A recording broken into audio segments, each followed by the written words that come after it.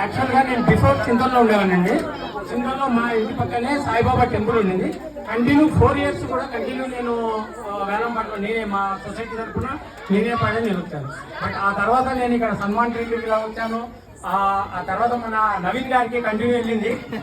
ఆ తర్వాత నేను ఎప్పుడు ప్రతిసారి కూడా నేను ట్రై చేస్తాను మాక్సిమం తీసుకోవాలని. నవీన్ గారు చెప్పినట్టు ఆ దేవుడు మన వెనకాల తప్పకుండా ఉంటాడండి. మనం చేసే ప్రతి పని కూడా ఆయన సపోర్ట్ ఉంటుంది. మనమే కాదు ఎవరైనా కూడా ట్రై చేయొచ్చు. చాలా మంచిగా జరుగుతుందండి మనకు. బిఫోర్ కూడా నేను యాక్చువల్గా 4 years నేను నా గురించి ఒకసారి మీకు చెప్పాలంటే నేను 97లో నేను హైదరాబాద్ వచ్చాను. ఓన్లీ 250 రూపీస్తో నేను హైదరాబాద్ వచ్చానండి.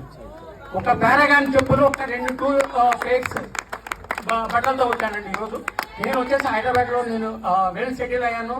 అన్ని కూడా జరిగాయి. నేను ఎప్పటికి కూడా నేను 4 years కంటిన్యూ పాడాను. ఆ తర్వాత మా ఫాదర్ చనిపోయినప్పుడు ఆ అవకాశం లేకుండా ఉండే. తర్వాత ఎవరైతే మా ఇంట్లో టెనెంట్ ఉన్నారు, నాకు ఓన్ హౌస్ ఉన్నాయి కిందలో, వాళ్ళ తరఫున పాడించాము, వాళ్ళే పాడారు. తర్వాత అగైన్ నేను ఇక్కడికి వచ్చేసాను. ఇక్కడ కూడా కంటిన్యూ చేస్తున్నాము. ఆ ఆపర్చునిటీ నవీన్ బాయ్కి వెళ్ళింది. Anyway thank you.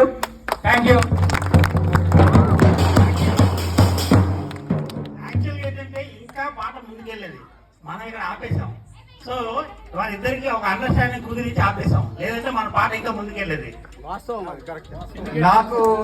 నాకు వచ్చిన బెనిఫిట్ నా సోదరుడు and I love him. So ఈయన చేసినటువంటి సర్వీసెస్ ట్రినిటీ విల్లాస్ కి ఇంత అంతా కాదు, మనం ఎప్పుడు మర్చిపోవద్దు. ఎందుకంటే మన సొసైటీ స్టార్ట్ అయినప్పుడు ఈయన నిలబడ్డాడు, ఈయన ముందుకు తీసుకొచ్చాడు.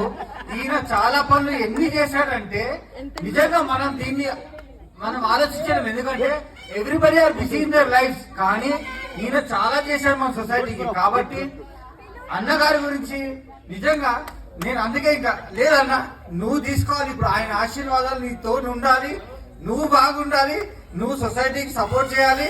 నీ వెనకాల మేమున్నాము, నా వెనకాల మీరున్నారన్న ఒక ఉద్దేశంతో ఇక్కడ ఆగిపోయాము. థ్యాంక్ యూ వెరీ మచ్ అన్న. Thank you very much. Last గా లగాని చెప్పులతో పేరగాని చెప్పులతో వచ్చిన వాళ్ళే ఇక్కడ బుల్లెట్ దింపారు. రామోజీరావు కూడా అంతే. రామోజీరావు గారి తర్వాత మీరు దింపాలని మేము కోరుకుంటూ కంగ్రాచులేషన్ 71 రామరెడ్డి గారి ఫ్యామిలీ.